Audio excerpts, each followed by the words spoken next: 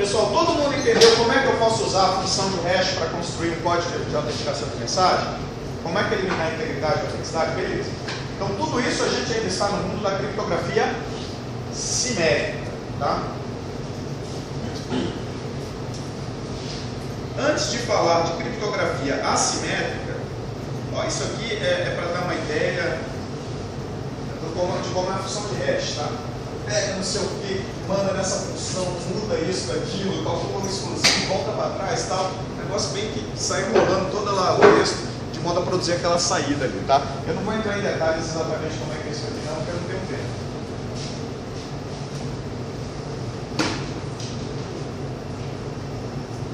Então isso aqui é a ideia, como é que você garante a autenticidade e integridade, né?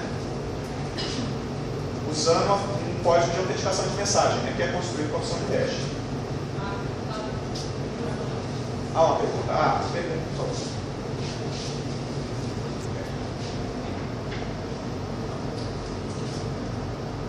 Professor, só um esclarecimento que eu acho que é importante, né? Por causa do hash, você não tem como reverter, né? Você vai usar normalmente para criptografar senhas, né? Então não tem como a pessoa voltar. Não reverter. Os algoritmos você não consegue reverter.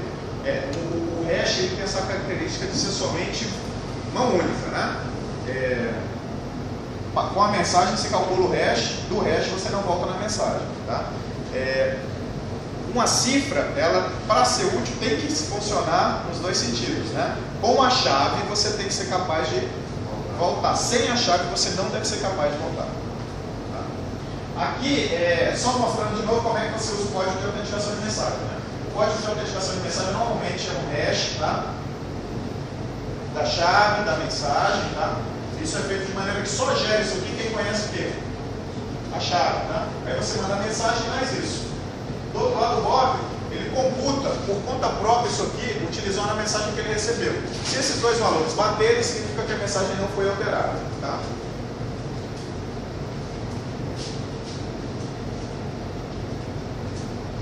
Pessoal, antes de entrar em criptografia assimétrica ou criptografia de chave pública, eu queria falar um pouquinho de autenticação de usuário, tá? Que é um tema que o Manuel falou, tá? E eu acho interessante, vou falar para vocês também. Quando vocês chegam no computador de vocês, né? Tem lá o usuário, senha e tal, o que você está fazendo? Você está se identificando para o sistema, tá? De modo que você tenha acesso aos recursos, né? Que são oferecidos por aquele sistema, tá? Normalmente, né, você tem que de alguma maneira provar que você é você mesmo, né? Você é quem você diz ser, né? Então qualquer sistema de controle de acesso ele tem que resolver esse problema, tá? Então pessoal, tem algumas abordagens, né? A gente pode usar alguma coisa que você saiba para provar que você é você, uma senha, uma chave. A gente pode usar alguma coisa que é inerente ao teu corpo, tá? Com impressão digital, a íris, né? A gente sabe que isso não é 100% seguro, né? A impressão digital você consegue copiar, íris, muitas vezes, dependendo do leitor, você tira a foto da íris de alguém que foi lá e vai conseguir passar no sistema. Você arranca o olho também, medindo um pouquinho mais tempo. Com dedos, né, feitos de silicone, né? Aí você fala, não, mas eu vou verificar também se é um dedo vivo, né? Vejo a pulsação, não sei o que. Aí o cara, ao invés de usar um dedo de borracha, ele pega uma camada de silicone com a impressão correta e põe em cima do dedo dele. Então tem várias maneiras de você tentar burlar, né, sistemas biométricos, né? Para leigos, né, se a impressão do sistema biométrico é inquebrável, então não é bem assim, né? A gente já está vendo isso na prática aqui no Brasil. Ou você pode usar alguma coisa que você tenha, né? Um token, por exemplo, né, que fornece senha, sei lá. Então, aquele token garante que você é quem você diz ser, tá? E na maioria dos sistemas, a autenticação ela é baseada em senha, certo?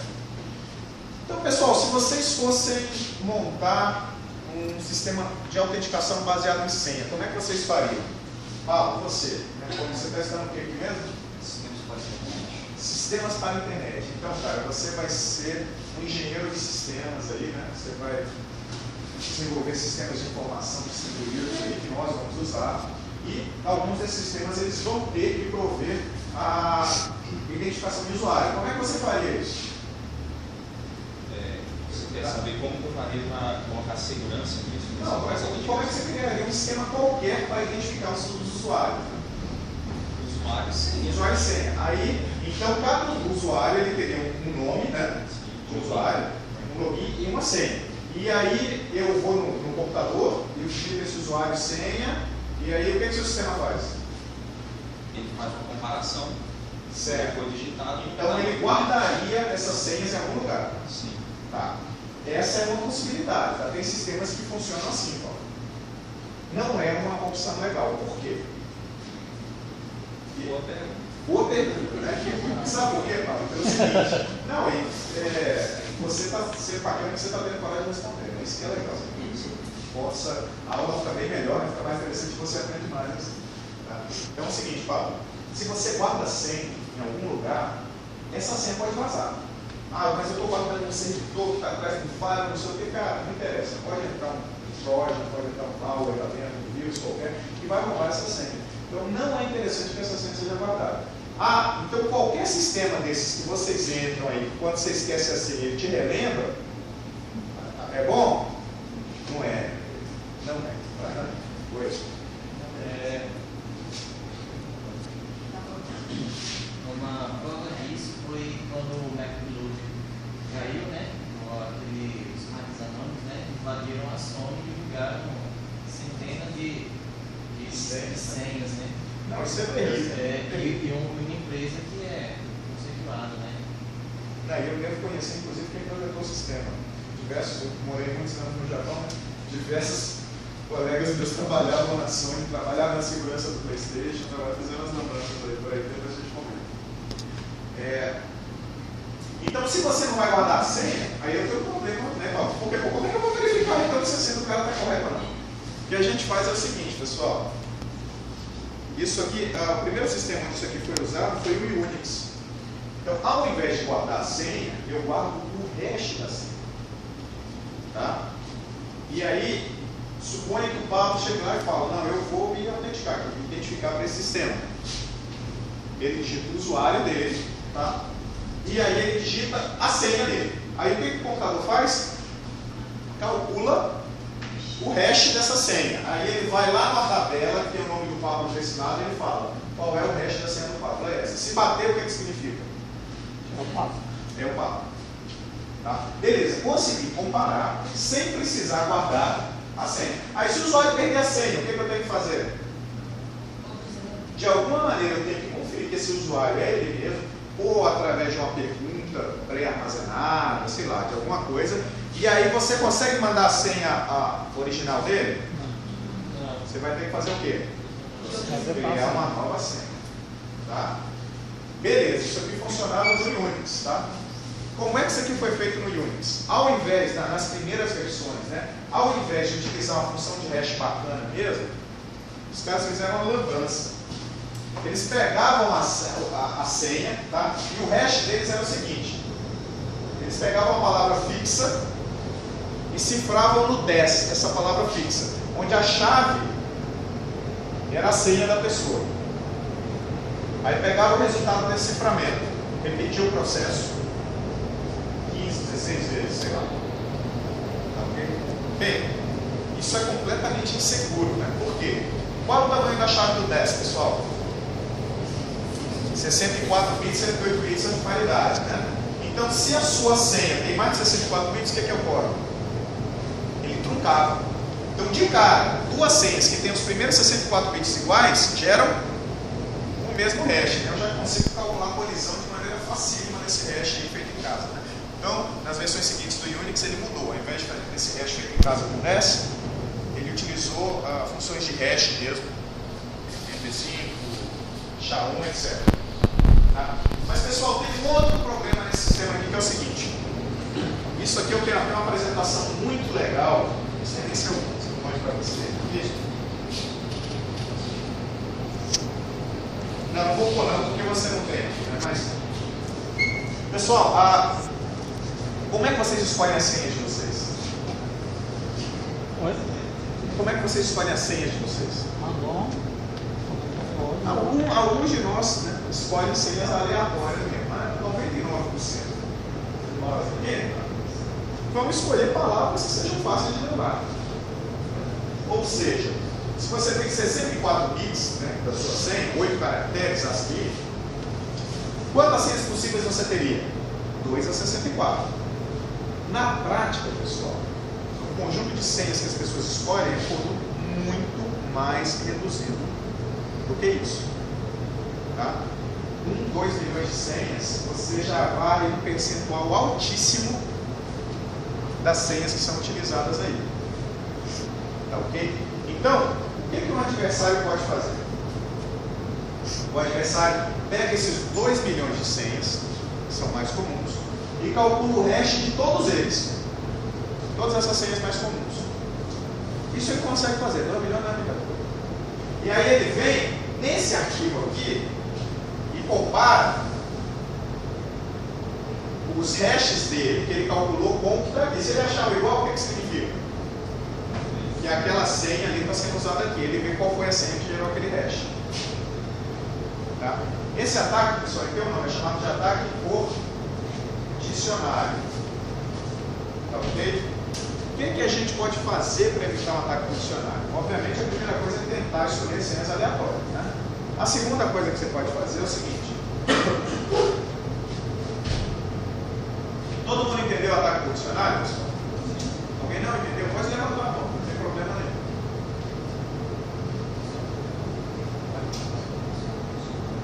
Uma outra coisa que a gente pode fazer, e que o Manuel tinha comentado, é o tal do saldo. Né? Então, como é que funciona o saldo? Bem, ao invés de guardar o hash da senha, eu faço o seguinte, aqui não tem esse saldo, é só aqui. Eu escolho 3 caracteres, ou 4, tá? Aleatoriamente no meu computador, e esses caracteres são públicos, tá? Eu guardo uma tabela. E aí eu calculo, eu ponho o nome do usuário, esses caracteres e o hash desses caracteres concatenados com a senha, com o password. Tá? Como é que isso aí ajuda a prevenir o ataque por dicionário? Ele ajuda da seguinte maneira. Antes eu só tinha que calcular o hash das senhas mais comuns, né? Esse conjunto de hashes tem até um nome, é chamado de Rainbow Tables. Não sei se vocês já ouviram falar, né, desse negócio. Então eu pego as senhas mais comuns e calculo o hash delas. Agora, se eu chegar com o hash das senhas mais comuns aqui, não vai me ajudar. Por quê? Porque tem alguma coisa concatenada. Então, para cada saldo aqui, o que eu vou ter que fazer? Calcular esse saldo concatenado com as 2 milhões de senhas mais comuns. Para cada usuário, eu pego o saldo, concateno com a primeira senha mais comum, calculo o hash. Pego esse mesmo saldo, concateno com a segunda senha mais comum, calculo o hash. E faço isso 2 milhões de vezes. Aí eu depois vou ter que fazer mais 2 milhões de vezes no segundo usuário. Então eu aumentei bastante a complexidade do ataque por dicionário. Antes eu só tinha que calcular 2 milhões de vezes e acabou. Para todos os usuários olharem, isso ia servir. Tá? Na Sony, o que aconteceu? O servidor foi invadido, o arquivo da senha foi achado, tinha salt? Não tinha. Tá? Então isso originou a possibilidade de um ataque adicional. Mesmo as senhas não estarem claras, essas senhas foram recuperadas. Vocês entenderam, pessoal? Nós tivemos um mestrado em informática forense lá no UNB, um mestrado profissional com a Polícia Federal. Né? Então os alunos, os peritos da Polícia Federal, eles foram nossos alunos lá por 2 anos, né?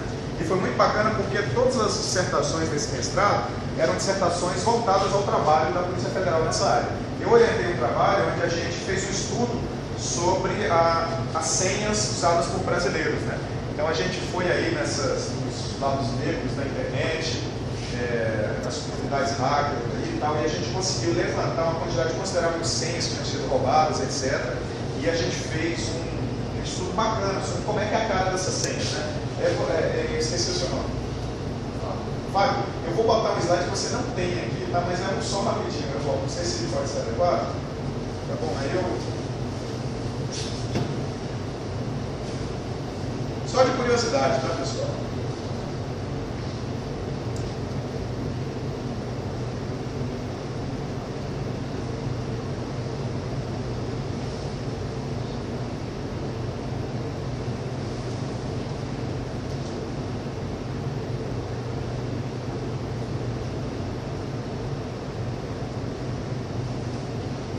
Então, nós conseguimos, tá, juntamente com a Polícia Federal, 50 mil senhas de usuários brasileiros. Tá? São senhas reais. Né? E a gente foi parte de compartilhamento de arquivos e também laudos periciais, né, que a gente tinha da Polícia Federal.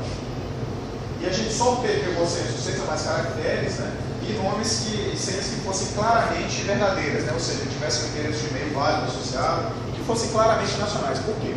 Porque esse estudo ele já foi feito em outros países, mas a gente não tinha nenhum tipo desse estudo feito para o Brasil, para a senha dos usuários daqui. Né?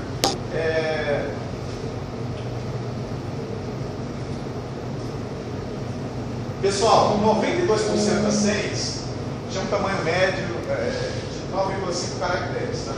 20% dessas senhas tinham formato dia, mês, ano, ou dia, mês, ano. Tá?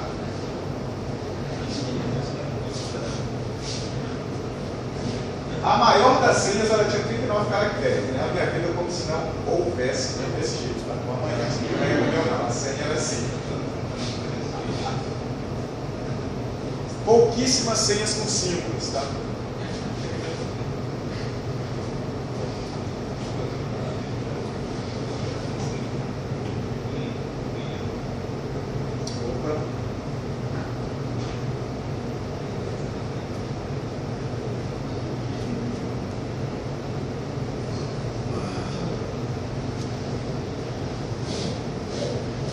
Pessoal, a senha 1, 2, 3, 4, 5, 6 ocorreu 474 vezes.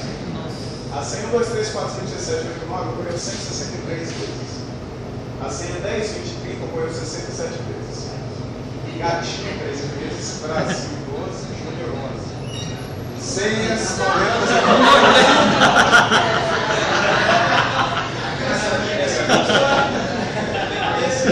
1, 2, 3 mudar ocorreu 9 vezes, tá? Jesus 1, 2, 3, 6 vezes, né? Esse, pela fé, acredito que a Assembleia não vai ser quebrada. E diário 1, 2, 3, tá?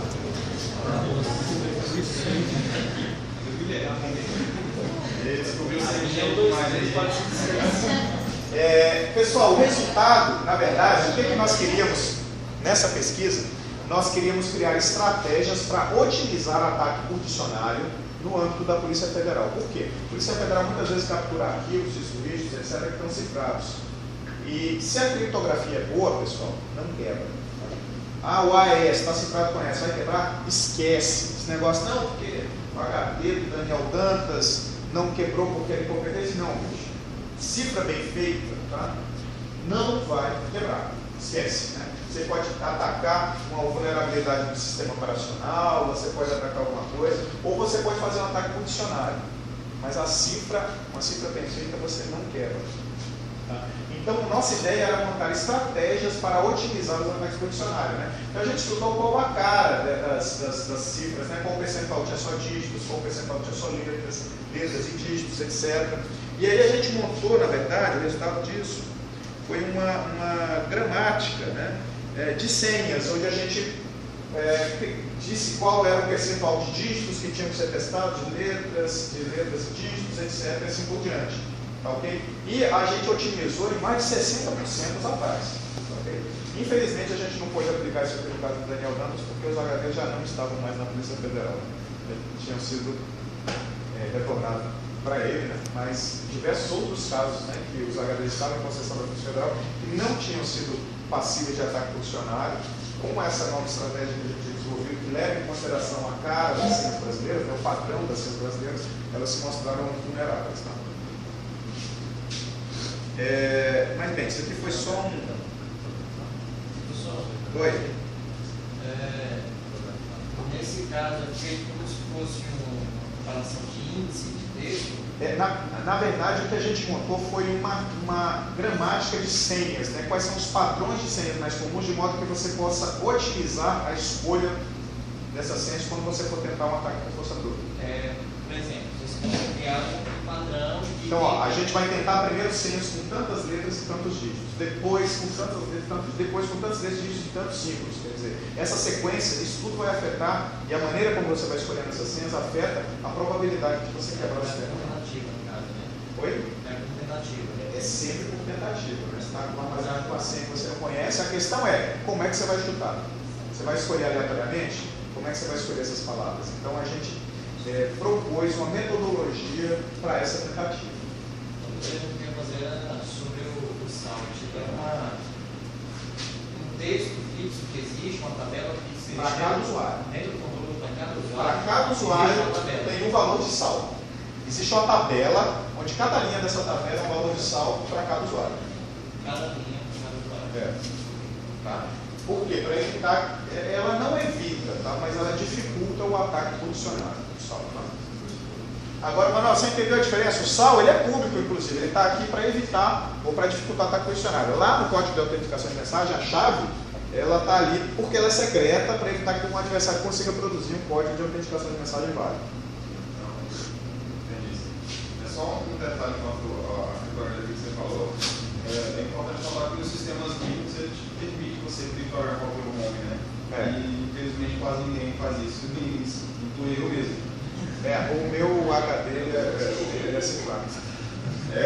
Não é?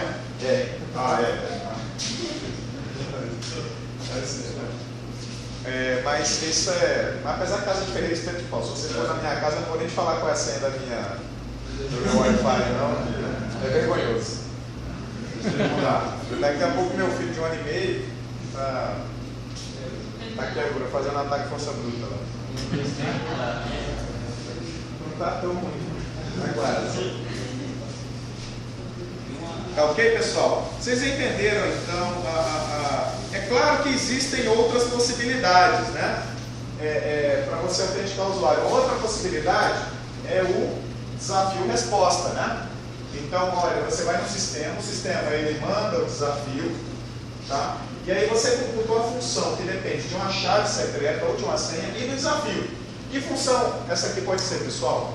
Ou uma função de hash ou um código de autenticação de mensagem. Tá? E aí você devolve. E aí o sistema ele faz o mesmo cálculo e vê se bate. Se bater, significa que você conhece a chave e você pode ter acesso. Tá? Isso aqui é usado bastante, tá? Os carros mais modernos, a chave funciona assim. Tá bom? Então, é um paradigma interessante para a autenticação. Eu vou pular isso aqui, tá?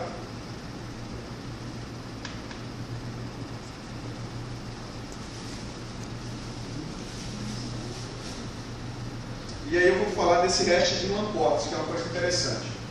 Pessoal, suponha que esse N aqui é pré-acordado, tá? É um parâmetro do sistema, Alice e o Bob conhece.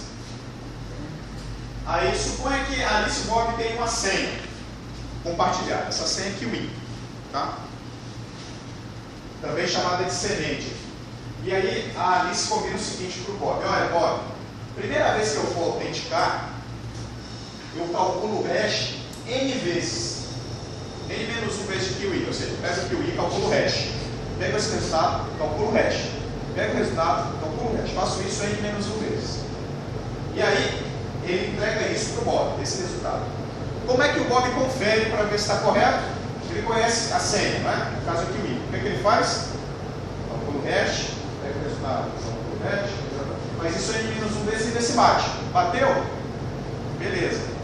Na segunda vez que a Alice for se autenticar, ela vai fazer a mesma coisa, só que ela não vai calcular o hash N menos 1 vezes, vai calcular o quê? N menos 2. Vai calcular uma vez a menos. E o Bob vai conferir também. Qual a lógica por trás disso, pessoal? A lógica é que o hash não é difícil de inverter. Então, se você tinha que conhecer o resultado N menos 1, você consegue subir uma posição e achar o hash N menos 2? Não, porque você não consegue inverter. Então, esse segredo ele pode ser usado, um segredo que só poderia ser usado uma vez, agora ele, com a ajuda do hash ele vai poder ser usado quantas vezes? N menos 1 vezes. Na terceira vez N menos 3 e assim por diante. Esse segredo inicial a gente chama de semente, tá? Alguém sabe onde é que isso aqui é usado? Alguém já viu token de banco? Aqueles tokens OTPs que vão gerando as senhas? Ele gera assim. Tá? Em alguns tokens, isso aqui eu dei um exemplo onde a modificação da senha é pelo uso, tá? Esses tokens normalmente eles têm pelo uso e também por tempo, né? De tempos em tempos ele sobe uma escada nessa escadinha de hashes aqui, tá? Pessoal, os ataques hoje em dia estão cada vez focando menos na criptografia, tá? Então vou dar um exemplo. Vocês sabem que a maior empresa do mundo que faz esse tipo de token é a RSA. A empresa sediada em Cambridge, Massachusetts, foi criada por dois professores de lá, né, o Rivers e o Shamir, né, de lá da minha banca de doutorado. E obviamente que essa semente ela tem que ser secreta, vocês não concordam? A semente vazou, todo mundo consegue gerar esse sistema de autenticação. Bem, diversas empresas dos Estados Unidos usam tokens para que seus funcionários se autentiquem, inclusive o governo e o exército americanos. Tá? Os chineses não estavam felizes com essa situação. Por quê? Os sistemas que eles costumavam invadir, deixaram de invadir. Então o que eles fizeram? Bem, eles olharam os perfis no Facebook de empregados da RSA. Fulano é engenheiro, fulano é diretor, fulano é não sei o quê. Pegaram essas informações. Aí eles mandaram e-mails, tipo, personificando pessoas da empresa. Cicrano, aqui é a Cíntia do RH. Aquele relatório que você tinha para me entregar, e eles olhavam no Facebook que tinha uma mensagem acerca desse relatório. Você pode clicar nesse negócio aqui, por favor, para que eu te passe? E aí, na hora que eles clicavam, o que acontecia? Via um vírus. Do momento que ocorreu o clique, até esse vírus ter invadido a rede da RSA, invadido o servidor e roubado as sementes, quanto tempo demorou? Menos de 1 minuto. E aí eles roubaram as sementes. Tá? Então os ataques hoje, pessoal, eles exploram normalmente o elo mais fraco, né, da cadeia toda aí do processo de segurança, que é o ser humano. É rede social, né? Facebook, etc. Tal, olharam tudo, tá entendendo? Obviamente eles não vão ler isso em lugar nenhum. Isso aí foi passado pelo Richard Clark. Esse cara, ele foi consultor da Casa Branca, né, para contra-terrorismo e segurança durante o governo Clinton e o governo Bush. E ele veio ao Brasil uma vez e teve uma reunião com pessoas do governo, etc. Na época eu era consultor da ABI. E ele comentou esse episódio. Putz, cara. E os chineses realmente estão muito ativos, né, na guerra cibernética, né? Utilizando armas, né, esse tipo de armas cibernéticas para conseguir informação. Ok? Pessoal, antes de entrar em criptografia de chave pública, né, que vai ser a parte final disso aqui, eu queria falar um exemplo de um produto que eu desenvolvi. Vocês todos utilizam home banking aqui, eu imagino, uma grande parte. Né? Então normalmente, como é que é a autenticação no banco, na internet? Usuário e senha, né? Qual o problema da autenticação baseada em usuário e senha, pessoal? Se tem um vírus no computador, ele pega a sua senha e faz o que ele bem entende. Por quê? Uma senha autoriza sessão. Uma senha é um cheque em branco. Tudo que for feito naquela sessão está autorizado por quem possui a senha. Tá? Mas eu tenho um token OTP que me dá uma senha que muda, não interessa. O vírus pega aquela senha do token e antes de você usar ele faz uma transação. Tá, ok? Então o problema sério no banking é que as autorizações são autorizações por senha e senha autorizam por sessões. Né? E sessões são algo em aberto, que tudo pode ser feito naquela sessão. Então uma mudança de paradigma é você tentar autorizar transações específicas. Como é que você vê? Normalmente através de um segundo fator de autenticação. O que é isso? Por exemplo, você faz uma transação no computador e ao final da transação o banco te envia um SMS com um número. Aquele número só autoriza aquela transação específica, aquela transferência para sua mãe de R$10 naquele momento na sua conta. Tá ok? Se o vírus pega aquele número do SMS, o que ele pode fazer com esse número, pessoal? Aquele número só serve para quê? Para aquela transação. Então ele é inútil para o vírus. Tá? Então esse é um esquema muito bacana. Qual o problema? SMS atrasa, não vem, chega no outro dia, no exterior não funciona. E SMS não é autenticado, ou seja, os bandidos podem enviar SMS para vocês fazendo passar pelo banco.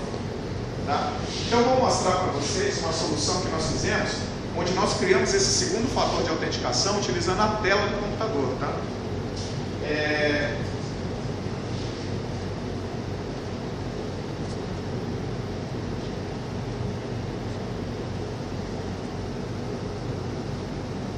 Não, vou mostrar, tem duas soluções desse tipo.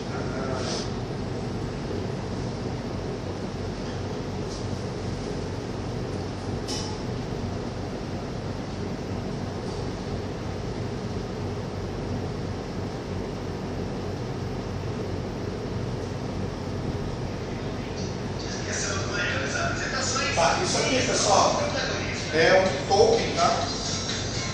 Ele tem uma chave simétrica compartilhada com o banco. Aí você faz a utilização normalmente no banco, tá? Digita os dados da transação, a conta corrente, etc. Pode ser no tablet, na televisão, no computador, qualquer coisa que tenha tela. Né? E aí você tá, beleza, o valor, mas você quer apresentar. A partir desse momento, o banco vai enviar informações para você. Essas informações aqui são autenticadas. Só o banco consegue enviar. Tá? E aí você põe o seu token. Isso aí eu criei juntamente com a empresa lá de Brasília. Ele lê essas informações do banco. E aí mostra para você. Você fala, poxa, transferência tal, não sei o que, do Bill Gates. Fui eu que fiz isso? Ou foi o Bill? Se fui eu que fiz, você dá um ok, ele gera um autorizador para aquela transação. E aí você digita esse autorizador. Esse autorizador depende dos dados da transação e de uma chave simétrica. Tá? Então esse aqui é um exemplo de conceito simples que está usado para desenvolver um produto.